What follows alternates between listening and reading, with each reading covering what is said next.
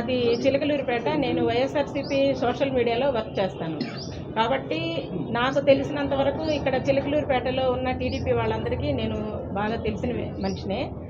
రాత్రి ఏం జరిగిందంటేనండి, నేను టిఫిన్ తెచ్చుకుందామని ఎన్ఆర్టీ సెంటర్కి వెళ్ళి టిఫిన్ తీసుకొని ఏపీ రిలాక్స్లో టిఫిన్ తీసుకొని నేను వచ్చేటప్పుడు ఆ క్రౌడ్లో నుంచే నేను వస్తూ ఉన్నా.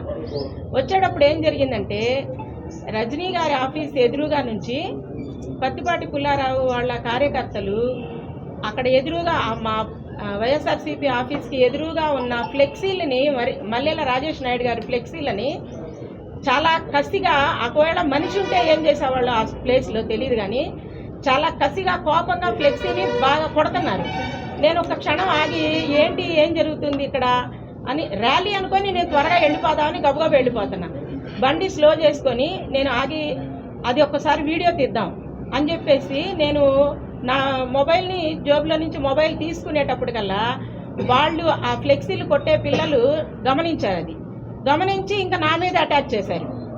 నా మీద ఇంకా నన్ను కొడదామని ఆ కర్రలు తీసుకొని నా మీదకి దాడి చేసి నా వెంట పడ్డారు. రావే మాలంజా అని చెప్పి నన్ను తిట్టి, నువ్వు రా, నీ అంతు తేలుస్తావు మాలముండ రా అని చెప్పేసి, నువ్వు రా అని వాళ్ళు నన్ను క్రౌడ్లోకి డైవర్ట్ చేశారు. క్రౌడ్లోకి తీసుకెళ్ళడానికి, అంటే పుల్లారావు గారిది ర్యాలీ వెనకే ఉంది, ఇంకా రజనీ గారి ఆఫీస్ దగ్గర ఉంది. మేము చౌదరి గారి బిల్డింగ్ దగ్గర ఇది సంఘటన జరుగుతుంది కాబట్టి నేను ఇంకేం చేశాను, ఒక క్షణం ఆలోచించా అని చెప్పేసి నేను ఇంక అక్కడతో ఆగిపోయి, నేను మా ఇల్లు సంజీవ నగర్ ఫస్ట్ లైన్, అది నేను అక్కడ ఇంటికి వెళ్ళిపోయాను. అక్కడ అది జరిగిందండి. నిన్న పొద్దున పుల్లారావు గారికి సీట్ ఇచ్చిన తర్వాత నా పేరు మెన్షన్ చేస్తూ సోషల్ మీడియాలో పోస్టులు వేశారు. నా మీద వాళ్ళు చాలా చాలా అంటే చాలా కోపంగా ఉన్నారు, చాలా కక్షగా ఉన్నారు.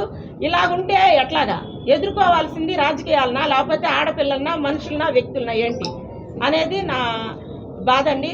ఇప్పుడు మాల్లంజా అంటే మాలోళ్ళు మనుషులు కాదండి, మేము ఓట్లకు తప్ప దేనికి పనికిరామా? ఏం మాటలయ్యి సోషల్ మీడియాలో కామెంట్స్లో కూడా అదే మాటలు, తిట్టడం కూడా అదే మాటలు, రెచ్చగొట్టి క్రౌడ్లో తీసుకెళ్ళి ఏం చేయాలని వాళ్ళ ఉద్దేశం. పుల్లారావు గారు మీరు దీనికి సమాధానం చెప్పాలి, ఖచ్చితంగా చెప్పాలి. నిన్న ఇది జరగకపోయినా నేను మీ ఆఫీస్ దగ్గరికి వద్దామని అనుకున్నాను. మీరు ఖచ్చితంగా దీనికి సమాధానం చెప్పాలి. ఎంత నీచంగా మాట్లాడుతున్నారో మీ వర్గం వాళ్ళు ఒక్కసారి ఆలోచించుకోండి. ముందు మీరే పోస్టులు వేసి, మీరే రెచ్చగొట్టి, మీరే మాట్లాడి, మీరు ఏం చేశారో మాట్లాడటం, ప్రత్యర్థి పార్టీల వాళ్ళ మీద, సోషల్ మీడియా వాళ్ళ మీద బూతులు మాట్లాడటం, వాళ్ళని అటాక్ చేయటం. ఆడపిల్ల మీద అటాక్ చేసేది ఏంటండి?